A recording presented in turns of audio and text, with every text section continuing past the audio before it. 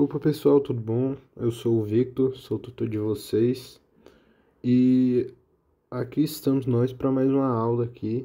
Hoje a aula vai ser sobre subespaços vetoriais, então bem tranquilo.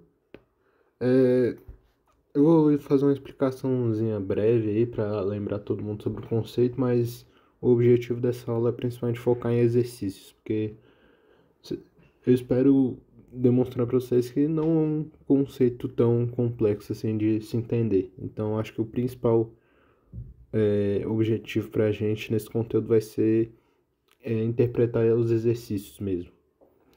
Então, bora lá. A gente já estudou os espaços vetoriais antes, né? Espaços vetoriais, eu descrevo eles, a gente pode descrever eles, são espaços, são conjuntos específicos, conjuntos que podem ser descritos através de números, né? Dentro desses conjuntos, a gente vai ter operações específicas que a gente vai poder utilizar, né? Dentro deles, operações numéricas que a gente vai poder usar, a adição, né, de elementos. Geralmente vai ser adição normal mesmo, mas não necessariamente. Adição de elementos dentro do conjunto e a multiplicação por escalar. Essas são as duas operações básicas que a gente vai ter sempre dentro de um espaço vetorial. E aqui a gente vai ter as regrinhas, né, que vocês já viram antes, de como que a gente prova que algo é um espaço vetorial. Se a gente quiser provar que algo é um espaço vetorial, a gente vai ter 8 propriedades aqui, né, 4 de adição e 4 de multiplicação, que precisam ser verdades para a gente considerar um conjunto específico como espaço vetorial. Tá, dentro disso então, os subespaços vetoriais também são espaços vetoriais, só que como a gente pensa, né? Os espaços vetoriais são conjuntos, o subespaço vai ser um subconjunto dentro desse conjunto principal que a gente vai ter.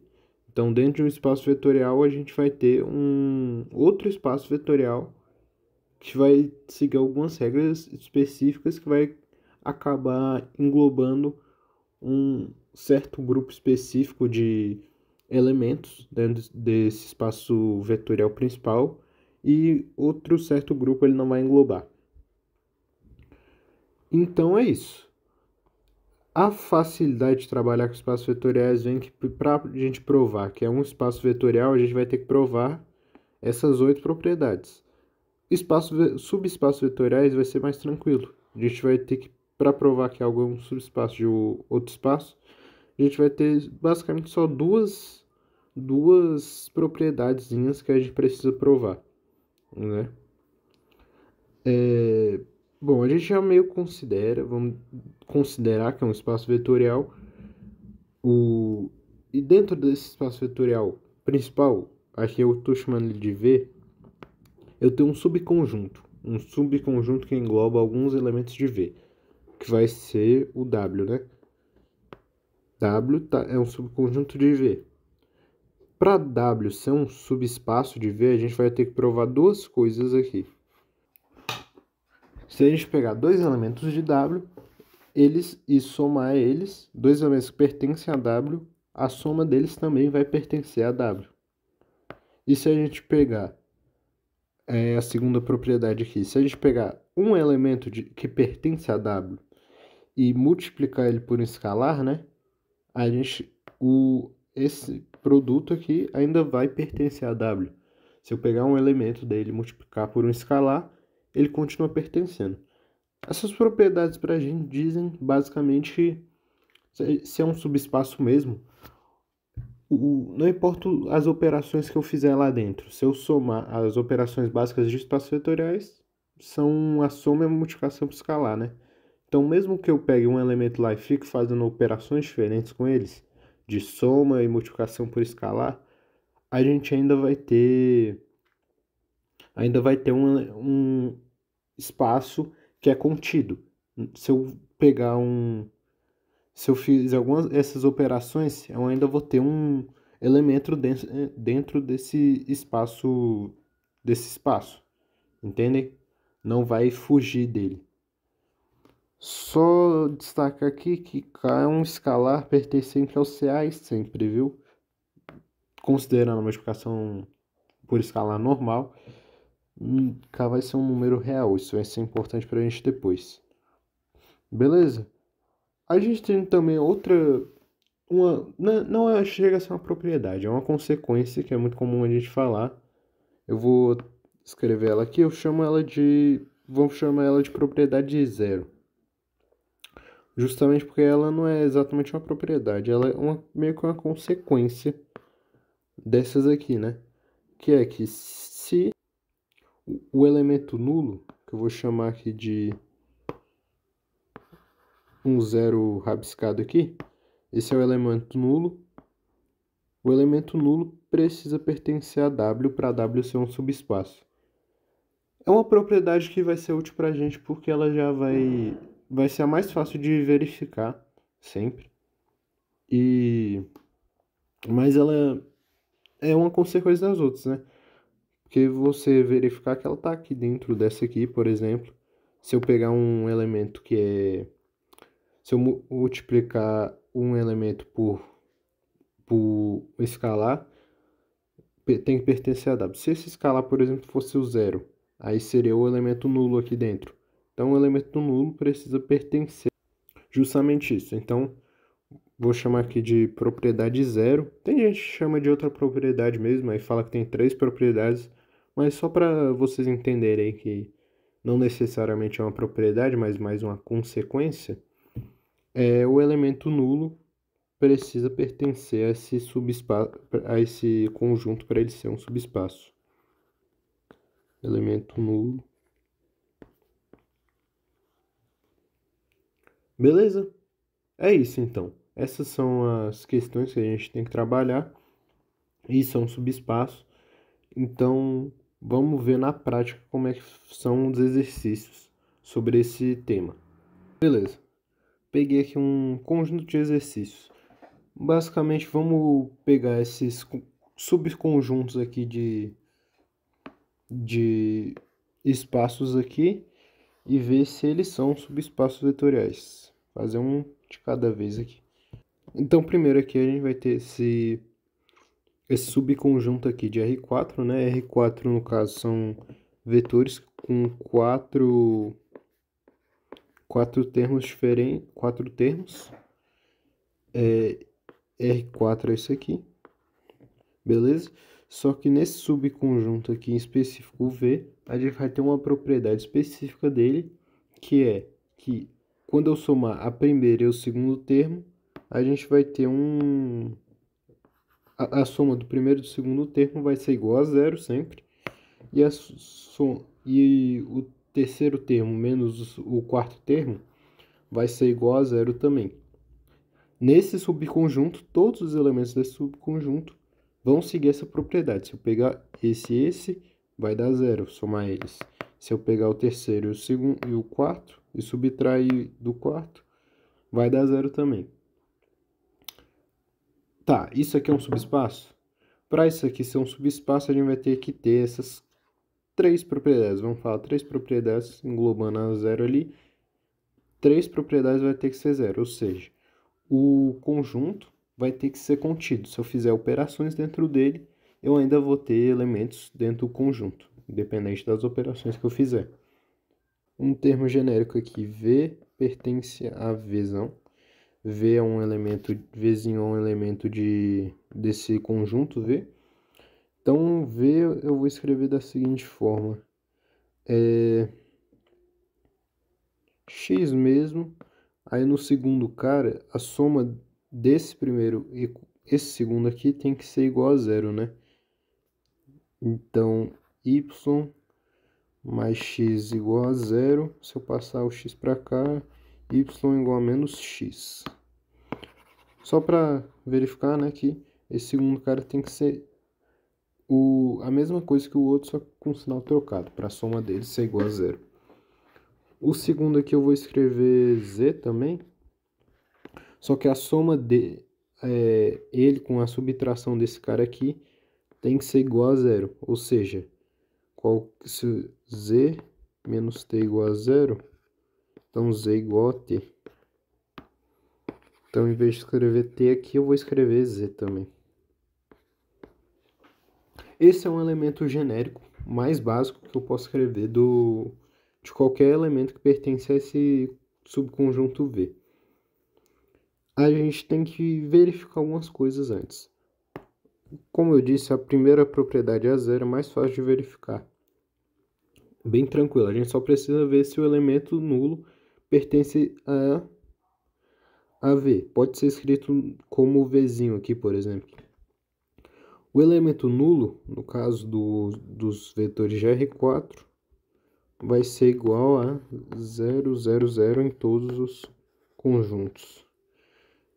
0, 0, 0 pertence a esse subconjunto aqui. Para pertencer a esse subconjunto aqui, a soma desse cara e desse cara tem que ser 0, né? Ó, primeiro, x mais y igual a 0, 0 mais 0 também é igual a 0. Então, a gente já vê que sim, cumpre aqui a primeira condição. E esse menos esse tem que dar 0. Então, z menos t tem que ser igual a 0. 0 menos 0, que é igual a 0. Então, cumpre também. Então, a propriedade 0 aqui, por exemplo, a gente já tem que é verdade. Segunda propriedade.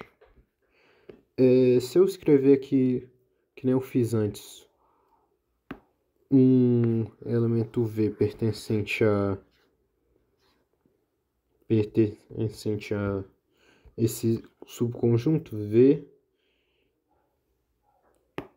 vai ser escrito dessa forma. Se eu escrever outro elemento, o U, eu vou usar letras aqui, vai ser a mesma forma, basicamente, só que eu vou trocar letras, porque não depende um do outro. Vou fazer a soma dos dois aqui. V mais U. V mais U vai ser uma soma de vetores mesmo, normal. Então, vai ser x mais A, vírgula, menos x, menos A, z mais B, e z mais B aqui também. Aí, para isso ser um subespaço, para essa propriedade se cumprir, esse cara aqui, que é a soma de dois elementos do subconjunto W, do subconjunto V, desculpa, isso aqui tem que pertencer ao V. Pertence ao V? É uma pergunta. Bom, para pertencer ao V, a gente vai ter que a soma desse cara aqui com a soma desse cara aqui tem que ser igual a 0. Então, esse mais esse igual a 0. X mais A menos X menos A tem que ser igual a 0. E a gente verifica que sim, é verdade, porque se a gente fizer 1 por 1 aqui, 2 por 2 quer dizer, a gente vai ver que é 0, que nem dava antes, e sempre vai ser igual a 0. Então, essa propriedade é verdade aqui, a primeira condição é verdade, porque vem justamente da soma de dois elementos que já era verdade isso. E a outra condição também era que a soma desse aqui com a subtração do quarto elemento ali tem que ser igual a 0. Subtração, então z mais b menos z mais b tem que ser igual a 0. Outra verdade aí, que a gente vai ver, a gente faz 1 por 1 aqui, então vai ver que a subtração deles vai dar 0 também. Então, cumpriu as duas condições para pertencer a W. Pertencer a V, desculpa. Então, se cumprir as duas condições para pertencer a V, então a gente verifica que pertence a V. Esse elemento aqui, V mais U, com U e V pertencendo a V, Vzão, pertence a V. Então a gente cumpriu essa propriedade aqui. A primeira propriedade se cumpriu. Mas, agora para ser um subespaço, a gente só precisa verificar a outra propriedade da multiplicação. Se for verdade, é um subespaço. Para isso, eu vou pegar de novo um elemento genérico aqui de V, que eu acho que vai ficar mais simples da gente trabalhar assim. Então, pego esse elemento Vzinho aqui, por exemplo. E a gente tem que ver se a multiplicação por escalar desse elemento ainda pertence a V. Então, multiplicação por escalar de Vzinho vai ser multiplicação por escalar de um vetor, né? Multiplicação por escalar de um vetor, eu vou multiplicar todas as componentes. Então, vai ficar K vezes V, K vezes Vzinho vai ser Kx na primeira componente, menos Kx na segunda componente, Kz na terceira e Kz de novo na quarta. Aí eu te pergunto, isso aqui pertence a V? Pertence a V? Para a gente verificar se pertence a V ou não, a gente tem que ver as duas condições que necessitam para um elemento pertencer a V. Então, a soma desses dois caras aqui tem que dar zero, da primeira e da segunda componente. No caso, eu estou fazendo a soma de Kx menos Kx. Isso aqui a gente vê que é igual a zero, né? Se eu quiser, eu posso botar aqui em evidência o K, independente do número real que for K, vai ser K vezes, abre parênteses, x menos x. Isso aqui vai dar sempre zero. Então, a gente verifica que isso aqui vai ser igual a zero. Ou seja, a primeira condição é verdade. Mas a gente tem a segunda condição também de elementos de V. Se a gente pegar o terceiro elemento e subtrair pelo quarto elemento, tem que ser igual a zero. Ou seja, Kz menos Kz tem que ser igual a zero. O que é verdade, a gente verifica. Se a gente quiser de novo, boto K em evidência, K menos K vezes, abre parênteses, Z menos Z. Isso aqui é igual a zero. Então, a indicação, independente do número que for o K, vai ser igual a zero. Maravilha. A gente verifica aí que a multiplicação de um elemento V pertencente a Vzão ainda pertence a Vzão. Ou seja, a segunda propriedade é verdade. Então, a segunda propriedade é verdade, a terceira é verdade e então a zero também por consequência é verdade. Então, a gente verifica que V é um subespaço. Então tá, vamos para mais um exercício aqui. Nesse caso, a gente vai trabalhar com outro espaço vetorial, que é o espaço vetorial das matrizes quadradas de tamanho n, né? Matrizes n por n, compostas por números reais em suas componentes, né? Esse é o que a gente está trabalhando. Esse é o espaço vetorial. A gente está analisando um subconjunto U dentro desse espaço vetorial de matrizes n por n, onde os elementos desse subconjunto têm uma matriz transposta, onde a transposta é igual à própria matriz. Ou seja, é um subconjunto de matrizes simétricas, né? Matrizes simétricas são justamente aquelas onde a transposta é igual à matriz. Então, eu escrevi aqui uma forma genérica dos elementos de U, né? A pertence a U, nesse caso. Então, A é escrito dessa forma aqui, até o ANNN, e tem tamanho, tem uma forma quadrada, sendo que se eu escrever qualquer elemento dessa matriz, onde I é o número da linha e J é o número da coluna, se eu inverter o número da coluna e o número da linha, escrevendo AJI, o valor numérico delas vai ser igual. Só vai mudar a posição onde esses elementos estão. Algo mais ou menos dessa forma aqui, né? Onde esse elemento e esse elemento são iguais aqui, só mudando a posição delas. Esse cara e esse cara são iguais.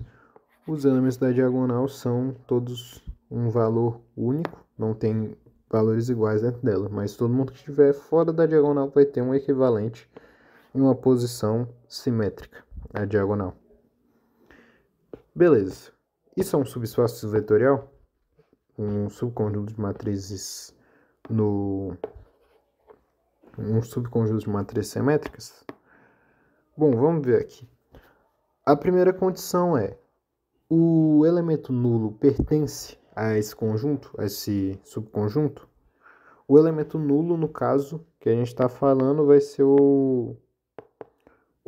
a matriz nula. A matriz nula, no caso, é uma matriz contida apenas por zeros, né? Pertencente a esse espaço aí, então vai ser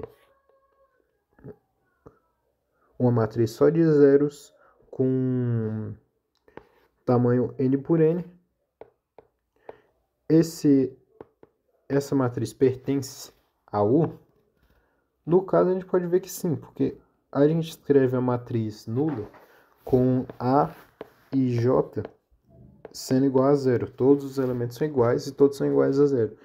Então, se eu trocar a linha da coluna, o número da linha e o número de coluna aqui, escrever A e J, AJI, quer dizer, vai ser igual a zero, que é igual ao A e J. Então, sim, eles são iguais porque os dois são iguais a zero. Então, numericamente são iguais. Então, a gente pode confirmar que a propriedade zero aqui é verdade. A primeira propriedade propriamente é que se eu pegar um elemento A aqui, no caso, vou chamar de A, uma matriz A pertencente a U e outra matriz B pertencente a U, a soma delas, A mais B, pertence a U? Essa é a questão. A matriz A é escrita da seguinte forma: é uma matriz onde A e J é igual a AJI.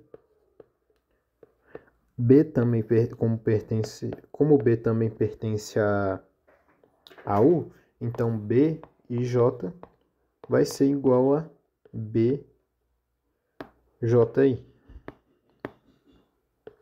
BJI é igual a BIJ.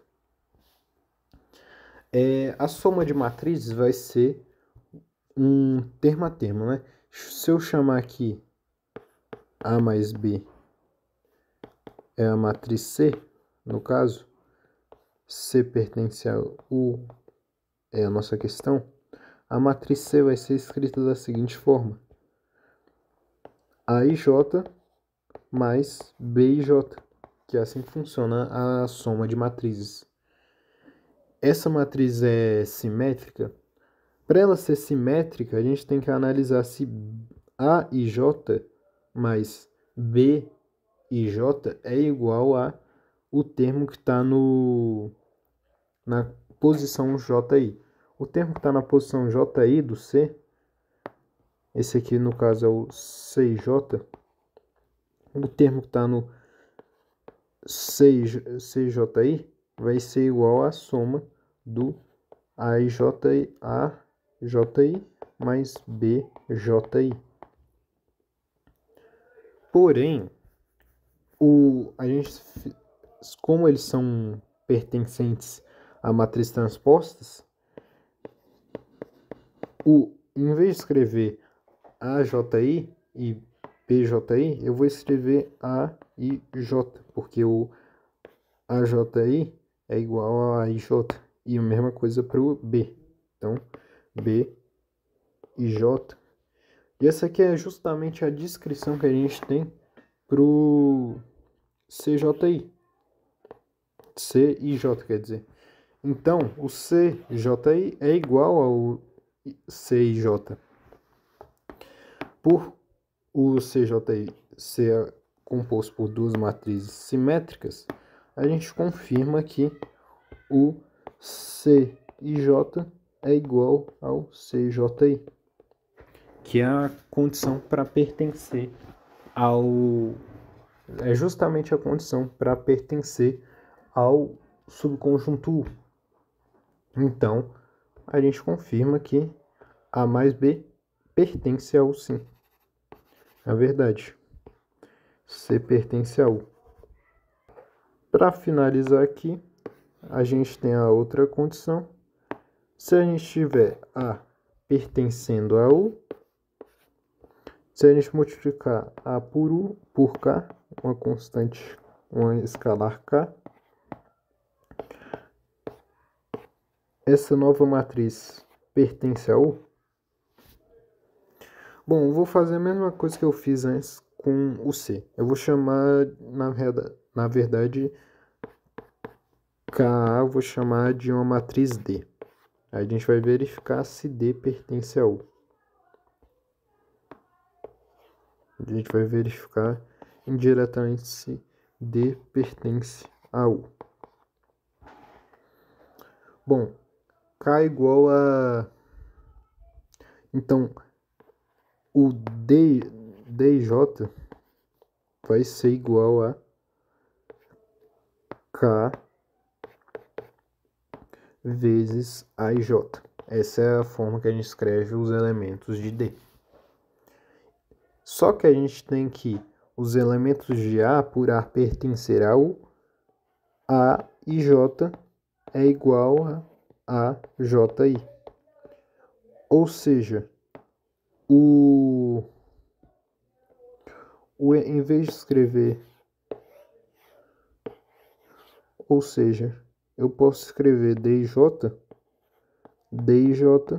como sendo K vezes o AJI. E essa é justamente a descrição também do DJI, porque DJI vai ser K vezes o elemento na posição AJI do A. Então vai ser AJI. Então a gente está vendo aqui que eles são iguais. Então DJI é igual a DIJ, que é justamente a condição para a gente ter um elemento que pertence a U. Então, com essa análise indireta, a gente verifica que uma multiplicação do escalar de uma matriz, se a gente multiplicar uma matriz simétrica por um escalar, a gente vai continuar tendo uma matriz que também é simétrica. Ou seja, KA pertence sim ao nosso U.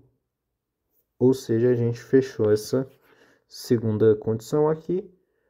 Então, confirmamos que o subconjunto U é um subespaço, que a gente provou essas condições aqui. Então, U é subespaço, sim. Bacana? Vamos lá fazer mais um exercício aqui. Nesse caso, a gente tem a matriz...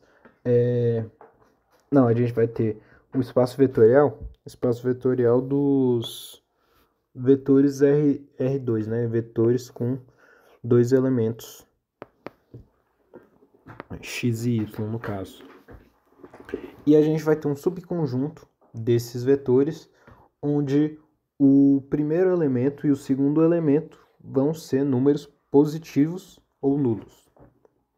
E ele pergunta se esse subconjunto aí dos elementos, dos vetores R2, é um subespaço do espaço vetorial dos vetores R2. Bom, vamos lá fazer a mesma coisa, as propriedadezinhas para a gente verificar isso. Propriedade 0. O elemento nulo pertence a W, ao subconjunto W. O elemento nulo, nesse caso, vai ser o vetor nulo, né? O vetor nulo vai ser o vetor com 0 e 0 nas duas componentes. E aqui a gente pode perceber que sim, vai pertencer a W, porque a condição para os elementos pertencerem a W é que o primeiro e o segundo elemento deles sejam positivos ou nulos. Nesse caso, os dois são nulos, mas também tá tudo bem, tá nas condições de W. W pode ter elementos nulos. Então, essa primeira propriedade aqui, essa propriedade zero, a gente confirma que é verdade. Segunda propriedade. Se eu tiver um elemento pertencendo a W e outro elemento pertencendo a W, a soma desses elementos vai pertencer a W? Bom, se esse elemento pertence a W, ele é um vetor de dois componentes, onde os dois componentes são maior ou igual a zero, são positivos ou nulos. E a mesma coisa vale para o segundo. A gente consegue verificar que isso é verdade porque sempre quando a gente somar dois números positivos, não tem como a gente obter um número negativo, né? No caso. Se a gente somar dois números positivos ou nulos, a gente nunca vai chegar num número que não seja positivo ou nulo, que no caso são os negativos, né? A condição para ser um elemento de W é que nenhuma dos componentes seja negativo, né? Seja zero ou positivo. Então, essa propriedade aqui, ela é verdade, porque não tem como a gente somar dois números não negativos e obter um negativo. Essa é a verdade. Para finalizar, para a gente verificar só um subespaço, a multiplicação por escalar. Se a gente tiver um elemento U pertencente a W, e essa aqui se a gente multiplicar U por um K, por um número real, multiplicar U pertence a W. Olha, isso aqui é uma pegadinha, galera. K é um número real, pertence aos reais. Ou seja, K é um número, pertence ao conjunto dos positivos, é um número nulo, é um número negativo, é um número irracional, uma fração, coisas desse tipo. Não tem limitação para o U. A multiplicação por um escalar K é multiplicação por qualquer número real. Então, se eu estou multiplicando um vetor U, um vetor XY aqui, vai ser o U por K, a gente vai ter KX, KY. Para esse vetor aqui pertencer a W, KX e KY precisam pertencer, KX e KY precisam ser positivos ou nulos. Só que K pode ser qualquer número real, inclusive um negativo. Então, se eu pegar um número negativo aqui, K sendo negativo, o K vou botar de azul, K negativo, o X vai ser sempre positivo, porque ele pertencia ao W, né? Aí a gente vai obter no final um número negativo.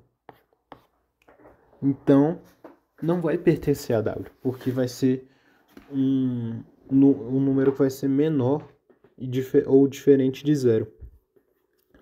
Por exemplo, se eu pegar um número aqui, ó, 1, é um vetor que pertence a W, porque o primeiro e o segundo são positivos. Fazer a multiplicação por escalar de um K qualquer, menos 1, a gente vai obter o vetor menos 1 e menos 1, que não pertence a W, porque a primeira e a segunda componente são menores que zero. Ou seja, se eu fazer uma multiplicação por escalar dos vetores de W, eu vou extrapolar o conjunto W.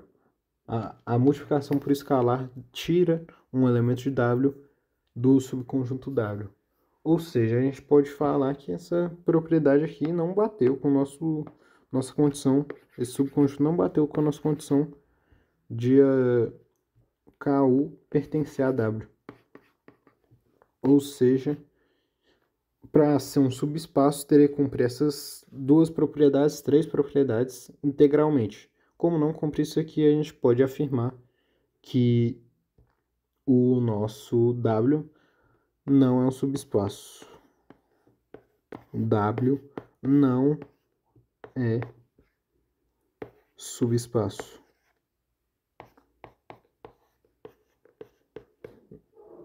Não é subespaço do espaço vetorial de vetores R2. Bom, pessoal, para a gente finalizar aqui, eu vou resolver mais esse último exercício aqui, que é um pouquinho mais complicado que os outros, eu diria, mas ele é muito bom para a gente, porque ele vai revisar muitos conteúdos sobre toda a matéria ideal. Então a gente vai precisar lembrar de bastante coisa assim, mas vai ser bom para lembrar mesmo, para revisar. É o seguinte, considerando o espaço vetorial V de tamanho n, o espaço vetorial de vetores de tamanho n, W é um subconjunto desse espaço, né, que descreve o conjunto de soluções de um sistema homogêneo com m equações e n incógnitas, onde n é maior do que m. A gente tem mais incógnitas do que equações. Prove que W é um subespaço de V. Tá, vamos entender aqui. V vai ser, no caso, um espaço vetorial de vetores de tamanho n, né? R e n. W vai ser igual a um conjunto de vetores de Rn, né? Um conjunto de Rn onde os componentes desse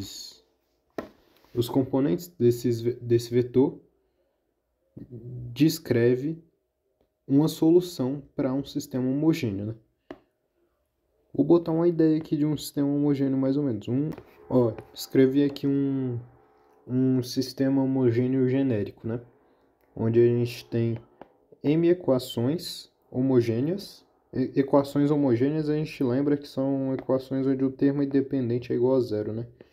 Então o termo independente aqui, que está na igualdade, que eu separei, deixar todas as incógnitas juntas, é igual a zero. Tá, a gente tem m equações, nesse caso, e n incógnitas, onde o número de incógnitas é maior. Ou seja, a gente tem os tipos de soluções que a gente tem para sistemas são sempre sistema possível determinado, sistema possível infinito e sistema impossível. Essas são as três soluções que a gente tem. Como a gente tem mais incógnitas do que equações, não tem como a gente dar só uma solução para esse sistema. Porque para ser sistema possível e determinado, teria que ter pelo menos o número de equações teria que ser igual ao número de incógnitas, né? Então a gente descarta a opção de ser um sistema possível e determinado, que tem muitas variáveis e poucas incógnitas. Não, muitas incógnitas e poucas equações. E então a gente só sobra com essas duas opções. Ou é possível infinito, tem infinitas soluções, ou é um sistema impossível. Não dá para a gente encontrar uma solução. Sistema impossível, a gente tem uma propriedade interessante, porque como sistemas homogêneos sempre vão ter pelo menos uma solução possível, que é a solução nula, né? Solução trivial, que é se todas as equações, todas as variáveis forem zero, né? Porque se todo mundo aqui for zero, vai ser uma soma de zero e tanto faz, vai dar zero, que é a condição das equações, né? Então, uma solução eu tenho, pelo menos uma, a solução trivial. Só que eu tenho uma solução, só que o caso de ter só uma solução é o sistema possível. E a gente falou que não tem como ele ter só uma solução. Então, se ele tem uma solução, para ele ser impossível, ele teria que ter nenhuma solução. Então, aqui eu descarto. Então, se eu tenho uma solução, por causa dessas duas associações, eu posso falar que tenho infinitas soluções. Porque eu tenho pelo menos uma e não tem como eu ter só uma, para esse caso, porque eu tenho muitas variáveis e poucas equações. Então, a gente, dessa forma, lembrando de algumas coisas que a gente já falou antes, pode afirmar que esse sistema ele é possível e tem infinitas soluções. Ou seja, a gente está trabalhando com um espaço vetorial W, que é um conjunto infinito. Esse conjunto vai descrever uma solução, vai descrever todas as soluções possíveis para esse sistema, né? Por exemplo, se eu falar que... Já vamos chegar aqui na primeira propriedade que a gente vai provar aqui, ó. 00 pertence a W. 00 é o elemento nulo. Se ele pertence a W, o 00 é uma solução esse elemento nulo aqui, que é o vetor 00 n vezes. Se eu substituir esses valores nos valores das incógnitas, x1, x2, x3, xn, e vai indo, isso vai ser uma solução para todo esse sistema aqui. E é uma solução de fato, porque o vetor nulo descreve, nesse caso, a solução justamente trivial, que a gente falou que sempre vai ser uma solução para sistemas homogêneos. Então, a gente já verifica que aquela condição zero para a gente é verdade. Vou botar aqui 0, 0. O elemento nulo representa pertence ao W, o subconjunto W, porque ele representa a solução trivial para esse sistema independente de qual sistema seja, que é homogêneo. Então, ele pertence, sim. Agora a primeira solução. Se U pertence a W e V pertence a W, U mais V pertence a W. O que a gente está falando aqui? U pertence a W, né? Então quer dizer que o vetor U de tamanho N, ele representa uma solução para esse sistema aqui. Se eu substituir os valores que eu tenho no vetor U no sistema aqui que a gente teria, a gente vai ver que dá uma solução mesmo. Realmente vai dar 0, 0, 0. É uma solução real. E V também é outra solução, né? A gente já discutiu antes, esse sistema tem infinitas soluções, sistema possível infinito. Então V vai ter outros valores que, se eu substituir também esses valores no sistema, também vai dar outra solução lá para o nosso sistema infinito, sistema homogêneo lá. E vai realmente ver que é uma solução possível para a gente. Então tá, agora se eu somar essas duas soluções, esses dois vetores que estão descritos na forma de vetor, eu ainda vou ter uma solução? Essa é a questão que a gente está trabalhando aqui. Bom, para descrever isso eu vou falar assim. Eu vou chamar de... Vou botar uma forma genérica aqui. S1, S2, até o Sn. Beleza? V eu vou chamar de, sei lá, T1, T2, até Tn. São soluções, né? Como eu falei para vocês, se eu substituir no sistema, a gente vai ter uma solução lá. Vai ver que é uma solução para esse sistema. Será que se eu somar U mais V, isso aqui vai ser solução? Vai ser uma solução? ST2, Sn mais Tn. Se eu substituir isso no sistema, vai ser uma solução? Bom, se eu substituir isso no sistema, eu vou ter um sistema assim, ó, x1, mas só vou escrever a primeira linha aqui para a gente ver. S1 mais T1 no lugar... Ah, não, na realidade, se eu substituir no sistema, ele está escrito na forma x1, A1, coisa assim, né? No lugar das variáveis, eu vou botar a solução. S1 mais T1, multiplicando A1, A2, aí x2, mas eu vou botar a solução. S2 mais T2. Mais algumas coisas, até chegar no A1N. Ah, isso, errei aqui. A1, AN, SN mais TN. Se isso aqui for solução, é para dar zero. Mas será que dá zero mesmo? Tem como a gente confirmar isso? Ó, se a gente fizer uma distributiva aqui, A1, S1 mais A1, T1 mais A12, S2, né? Eu só estou multiplicando aqui, fazendo a regra do chuveirinho, da multiplicação, T2, mais algumas coisas, mais A1N, SN, mais A1N, TN. Só que agora eu vou organizar isso de uma certa forma. Eu vou botar todos os termos com N de um lado aqui. A1, S1, mais A12, S2, mais... Aí aqui eu vou botar todo mundo que tem N. E aqui o final, A1N, SN.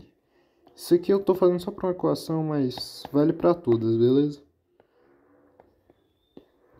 Aí depois que eu botar todo mundo com N aqui, com S, eu vou botar todo mundo que tem o T.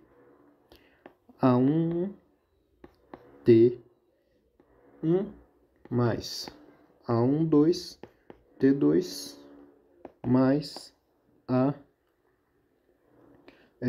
mais, quer dizer, todo mundo que tem N, não, todo mundo que tem T, mas todo mundo que tem T, A1N, TN. Se vocês perceberem aqui, esse aqui é justamente o sistema com a solução do U, né? E a gente sabe que como o U é uma solução do sistema homogêneo, esse sistema aqui, que estava dentro da solução lá com o U, dá zero.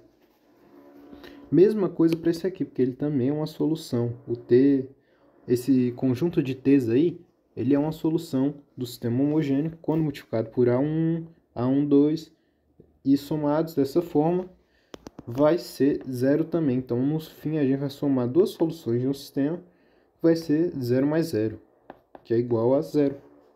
Beleza? Por isso que a gente confirma que sim, essa soma dessas duas soluções, nesse caso aqui, desse sistema homogêneo, vai ser sim uma solução e vai dar zero. Se é uma solução de sistema homogêneo, eles pertencem a W, sim, de fato. Por isso que a gente confirma que U mais V é pertencente a W. Agora aqui no segundo caso, se a gente for ver, o que acontece? A gente tem U pertencente a W, né? Ou seja, U é uma solução de sistema homogêneo. Se a gente multiplicar todo mundo por K do U, vai continuar pertencendo a W? Será? Bom, a gente vai seguir a mesma regra lá. Eu vou trabalhar só com uma solução para ser mais tranquilo para a gente aqui. Só com uma solução não, só com uma equação, para ser mais rápido. Mas a gente pode provar que funciona para todos. U vai ser aquela solução lá do S1, S2 até Sn. Vai ser uma solução do sistema. E a gente vai ter que... se a gente pegar a equação lá, A1 e substituir por S1 mais A12, S2 mais todo mundo aqui, A1N, Sn, isso vai ser igual a zero. Esse KU aí que a gente está falando é uma multiplicação por escalar do vetor de tamanho n da solução, né? Então esse KU aqui vai ser nada mais do que a multiplicação de cada componente aqui por K. KS2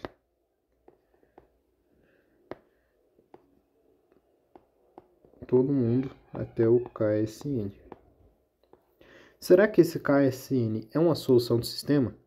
Se a gente substituir ele no sistema, a gente vai ter que KS1 vai ter um KS1 vezes KS1 mais A12 KS2 mais algumas coisas aqui A1N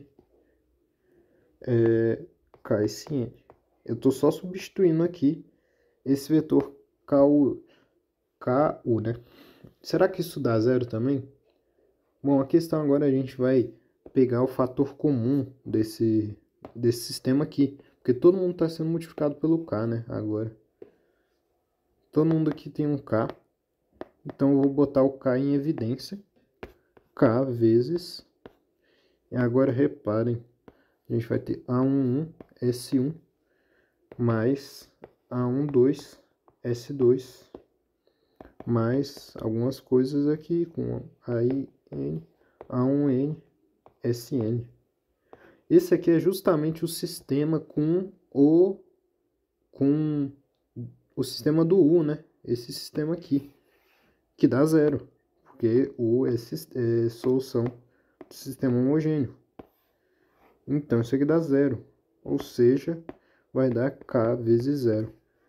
E independente do valor que for K, o número real que for K, qualquer número real multiplicado por zero é igual a zero, né?